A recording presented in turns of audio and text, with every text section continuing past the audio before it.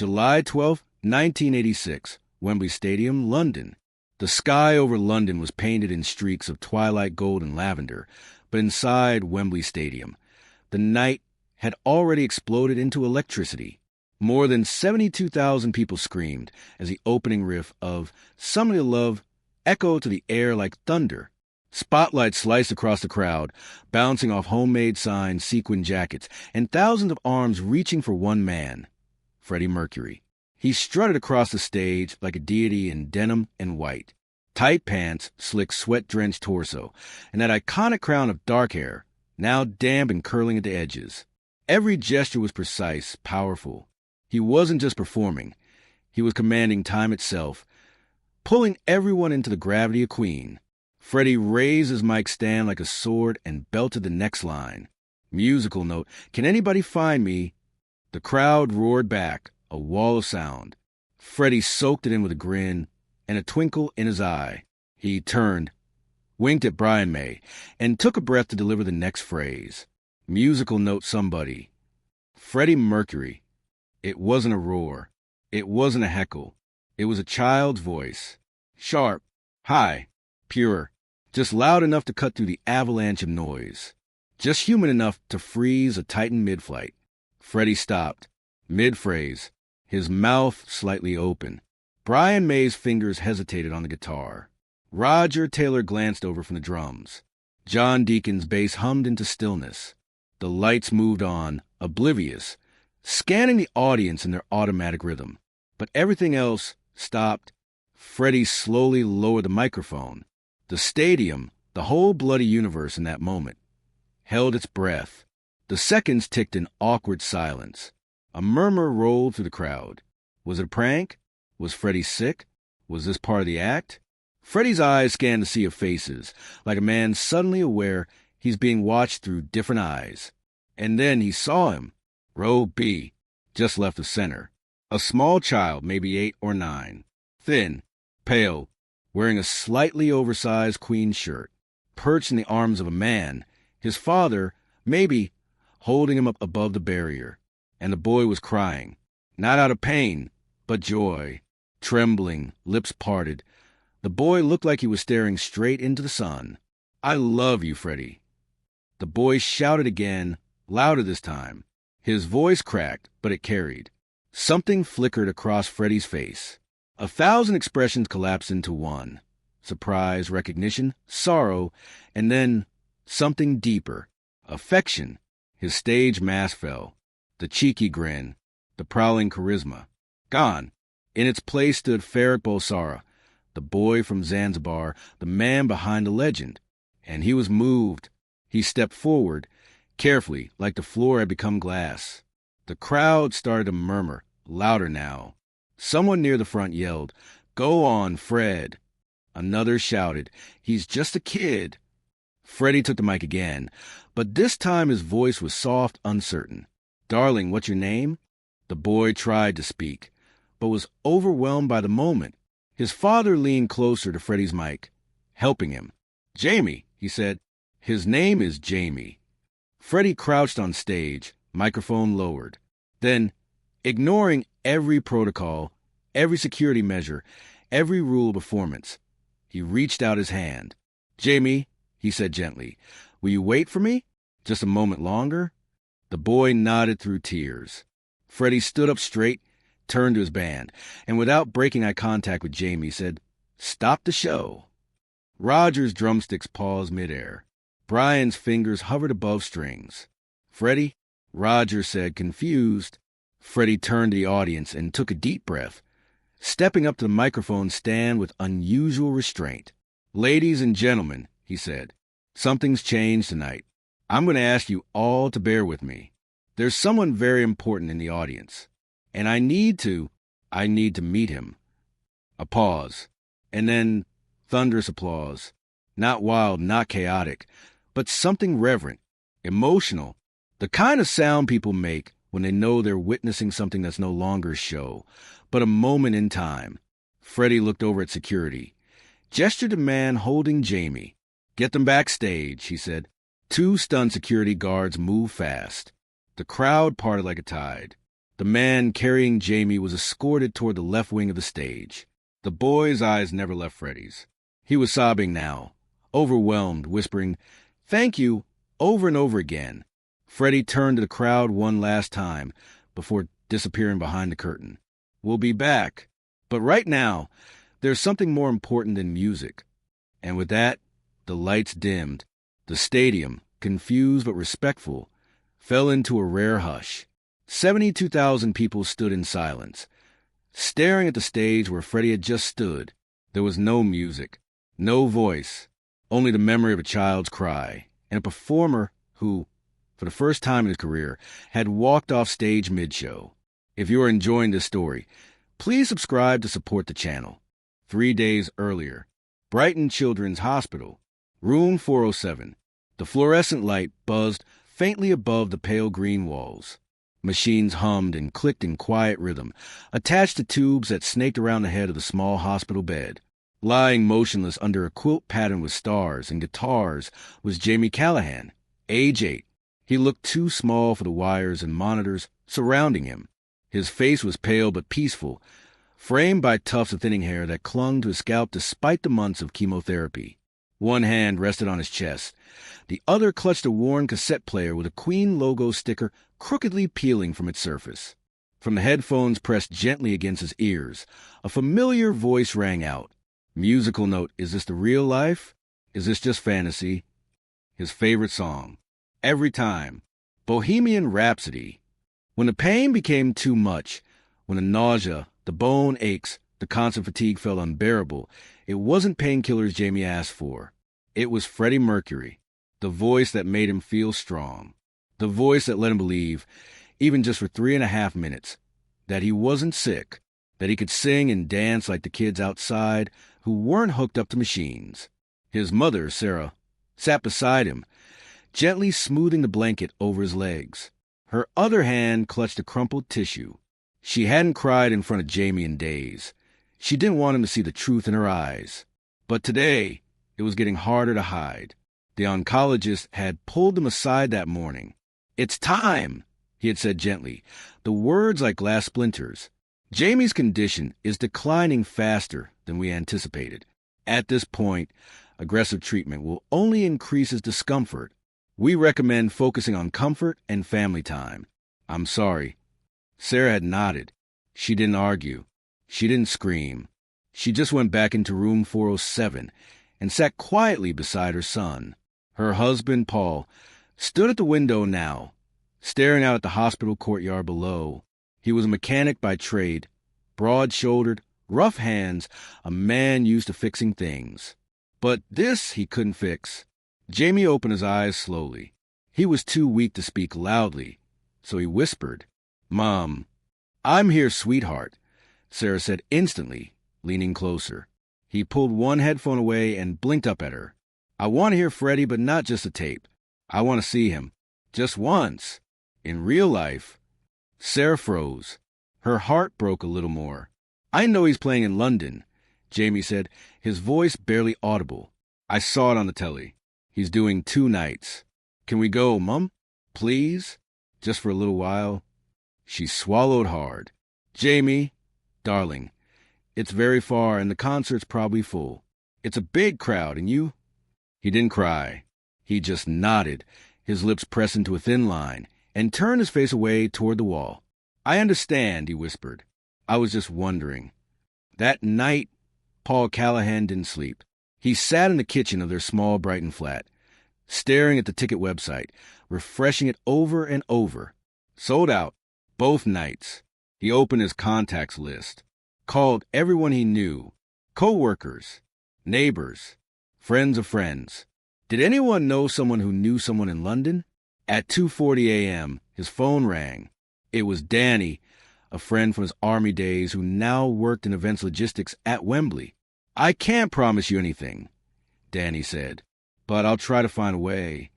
The next day, July 11th, a miracle happened. A pair of production hold tickets had been released by Queen's own management. Close to the stage, second row, Danny had pulled strings, called favors, begged, and he'd gotten them. They weren't wheelchair accessible. They weren't designed for kids. But they were inside the stadium, and Jamie's father wasn't going to let that stop them. July 12th, 3 p.m. A warm summer sun beamed down on London.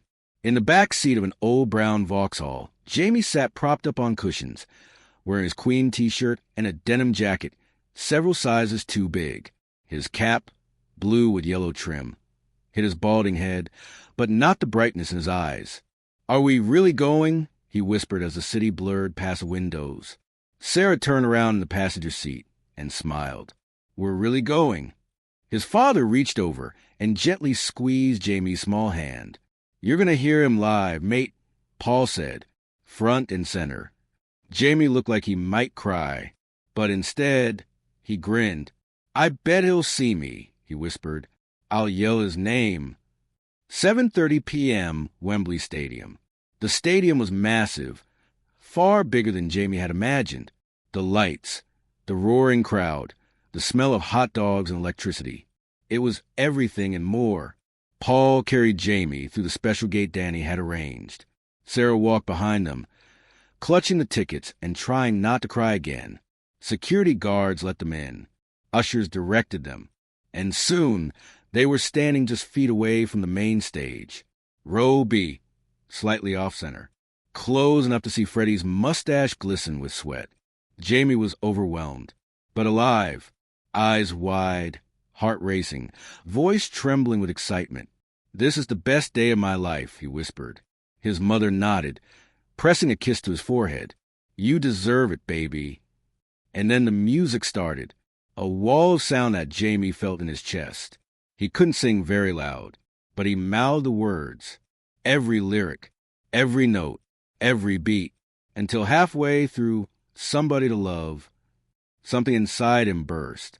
He cupped his hands to his mouth, took a deep breath, and shouted with everything he had left, "Freddie Mercury." The backstage corridor of Wembley pulsed with tension. Freddie Mercury's footsteps echoed like a metronome of disbelief. No one was following him, yet everyone was too stunned to move. Behind him, the audience rippled with low chatter, unsure whether this was part of the show or something else entirely. The massive stage, now without its star, looked eerily still beneath the roaming lights. Freddie didn't stop to explain. His white Adidas sneakers squeaked faintly against concrete as he turned left down the hallway marked stage access. "Staff only." A stagehand stammered, "Mr. Mercury? Do you need security?" Freddie didn't answer, but in the next moment, the steel side door opened with a clang. Two security guards entered, carefully guiding a man cradling a frail boy in his arms. The boy wore a Queen shirt and a blue cap. His head leaned heavily against the man's shoulder, but his eyes, those eyes, lit up the moment they landed on Freddie. For a split second, time stopped again. Freddie Mercury stood there, the most flamboyant frontman in rock and roll, stripped of all pretense.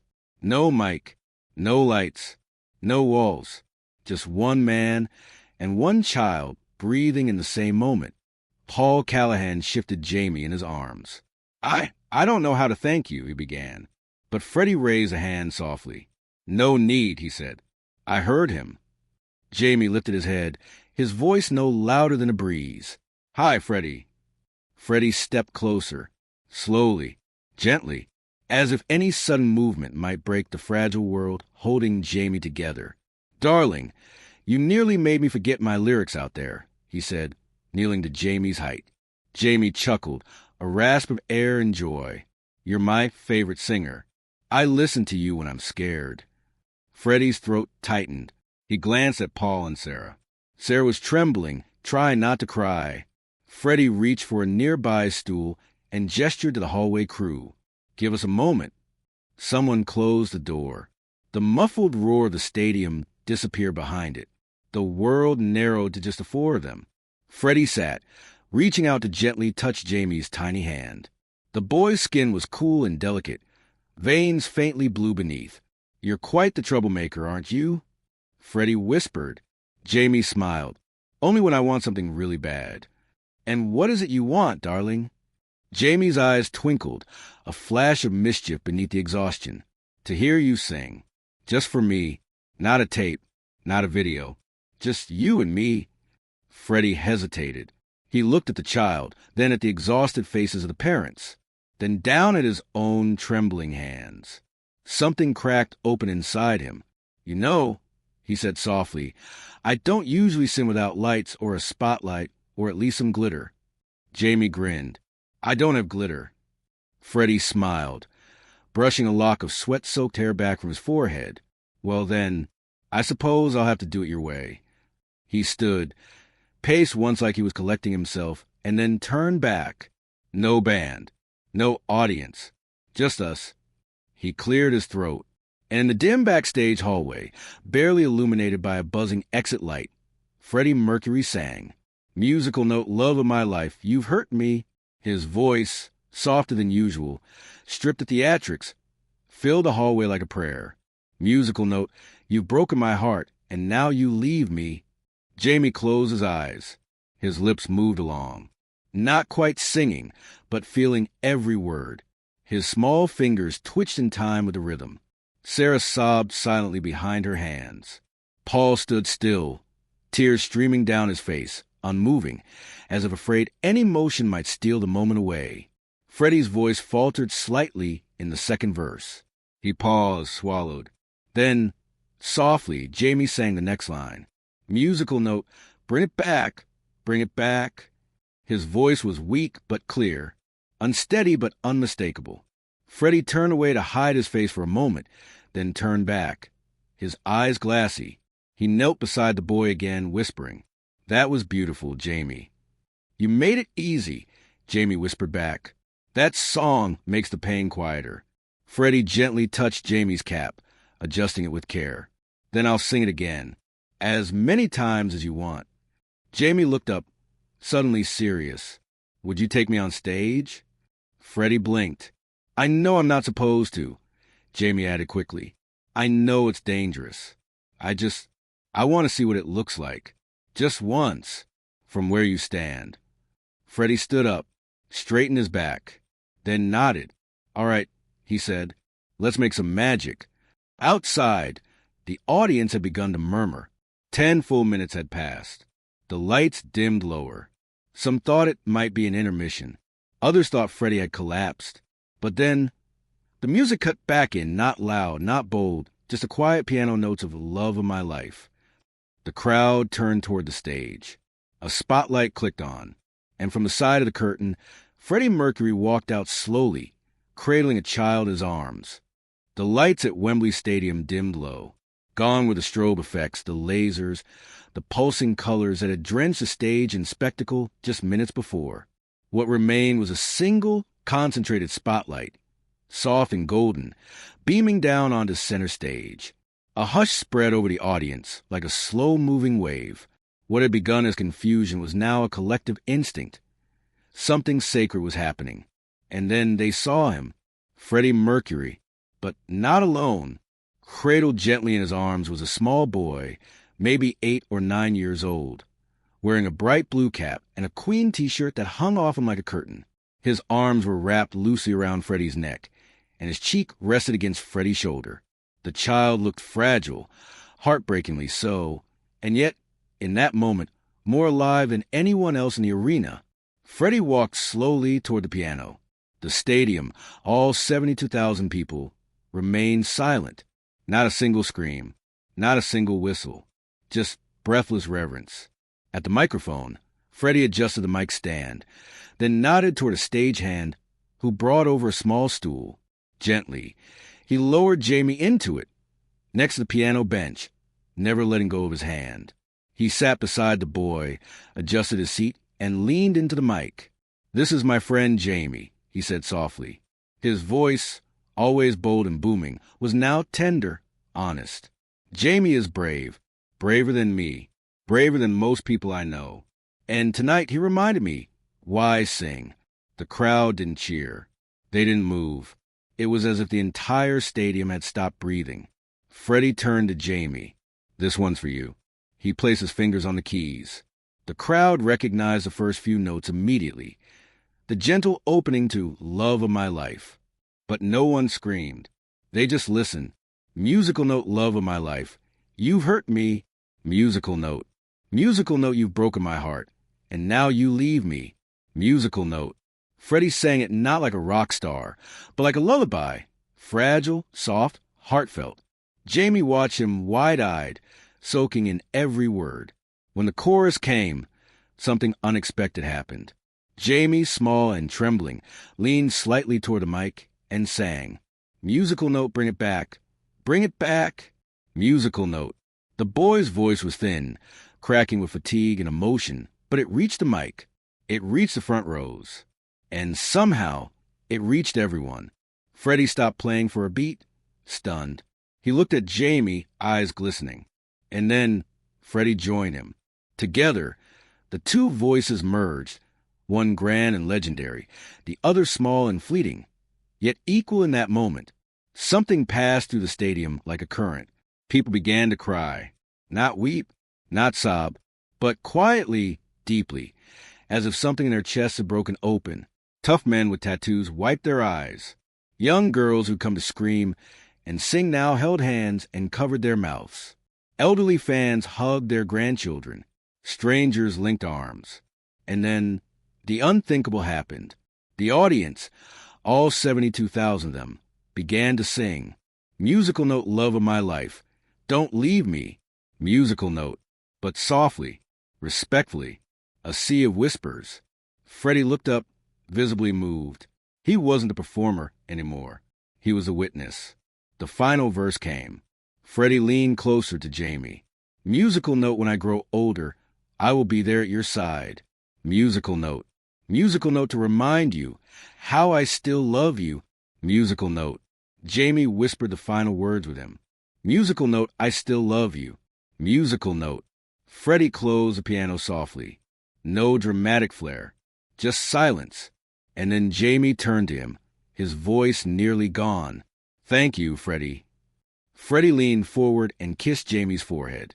Thank you, darling, he whispered, for reminding me why this matters. A pause. Then, without any cue, the stadium erupted, not into chaos, but into the loudest, most heartfelt applause of the night. It wasn't for the song. It was for the moment, for the boy, for the man who paused the biggest show of his life to let it happen. Freddie stood slowly, lifted Jamie back into his arms. The boy rested his head against Freddie's chest, his eyes fluttering closed, a smile still on his lips. He walked to the front of the stage. This, he said into the mic, is what music is for. The crowd roared now, full-throated. But even that couldn't drown the emotion crackling in the air.